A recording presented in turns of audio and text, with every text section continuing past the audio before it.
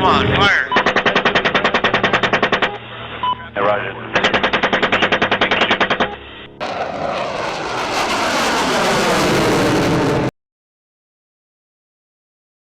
হাজার বছর আগে ইরাকের উর শহর থেকে যাত্রা শুরু করে এক যাযাবর জাতি, নাম তার ইহুদি। তারা ছিল গৃহহীন, পরিচয়হীন, কখনো দাস, কখনো বিতাড়িত। মিশরের মরুভূমি, ব্যাবিলনের বন্দিশালা, রোমানদের ধ্বংসযজ্ঞ সব পেরিয়ে হাজার বছর ধরে তারা ঘুরে বেড়িয়েছে এক টুকরো ভূমির আশায়। প্রশ্ন হচ্ছে কিভাবে এক ছিন্নমূল জাতি দুনিয়ার মানচিত্রে নিজেদের শক্ত অবস্থান তৈরি করলো? মাত্র 90 লাখ জনসংখ্যা, আয়তনে বাংলাদেশের একটা বিভাগের সমান, অথচ সামরিক প্রযুক্তি আর গোয়েন্দা শক্তিতে বিশ্বের সেরা দেশগুলোর কাতারে ইসরায়েল। কিভাবে সম্ভব হলো? যাযাবর জীবনের অবসান ঘটিয়ে মাত্র কয়েক দশকে তারা গড়ে তুলল এক অবিশ্বাস্য শক্তিশালী রাষ্ট্র।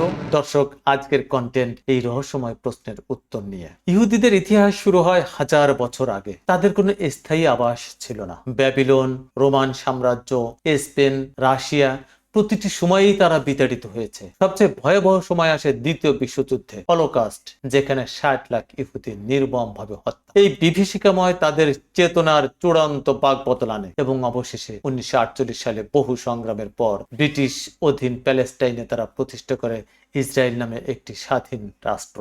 ইসরায়েলের জন্মের পরদিনই শুরু করে যাত্রা। 1948 সালে যুদ্ধ করে আরবদের সাথে। এটি ছিল তাদের প্রথম যুদ্ধ। 1967 সালে 6 দিনের যুদ্ধ করে মিশর, সিরিয়া, জর্ডানের সাথে এবং 1973 সালে করে ইয়ম কিপুর যুদ্ধ সিরিয়া ও মিশরের সাথে। বাধ্যতামূলক করে মিলিটারি ট্রেনিং, নারী পুরুষ নির্বিশেষে সকলের জন্যই।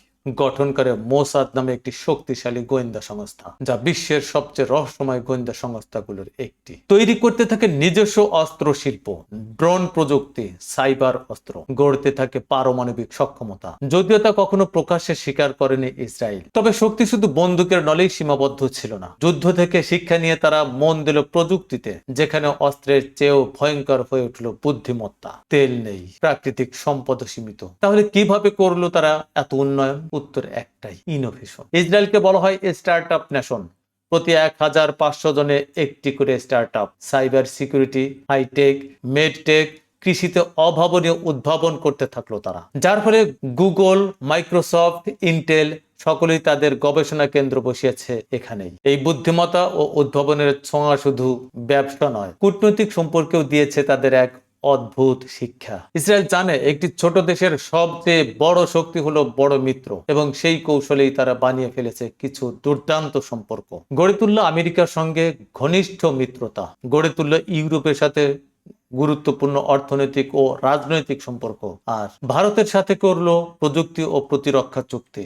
এমনকি কিছু আরব দেশের সঙ্গেও তৈরি করেছে কৌশলগত বোঝাপড়া। কিন্তু সব কৌশল, সব পরিকল্পনার পেছনে যে জিনিসটা সব সময় কাজ করেছে তা হলো জনগণের অদম্য মনোবল। ইসরায়েলের প্রতিটি নাগরিক মনে করে এই দেশই তাদের শেষ আশ্রয়। তাই তারা মন মগজে গবেষণা, শিক্ষা ও উন্নয়নকে দেয় সর্বোচ্চ অগ্রাধিকার। সংকটে সবাই একত্রিত হয়, সেটা মিলিটারি হোক কিংবা মেডিকেলের হোক। নতুন কিছু শেখা ও আবিষ্কারের জন্য হয়ে গেছে জাতিগত সংস্কৃতি। আর এই সংস্কৃতি তাদের দিয়েছে টিকে থাকার লড়াইয়ের শক্তি, যেখানে অস্ত্র, বুদ্ধিমত্তা আর ঐক্য একসঙ্গে কাজ করে। ইসরায়েল প্রমাণ করেছে শক্তির উৎস শুধু সম্পদ নয়, বরং সংকল্প, শিক্ষা, প্রযুক্তি আর ঐক্য।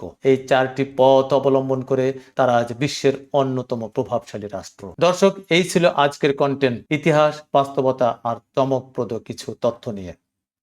ভিডিওটি ভালো লাগলে লাইক দিন, বন্ধুদের সঙ্গে শেয়ার করুন এবং এমন কন্টেন্ট পেতে সাবস্ক্রাইব করতে ভুলবেন না। অপেক্ষা থাকুন আগামী পর্বের। বিদায় নিচ্ছি আমি মতিন তালুকদার।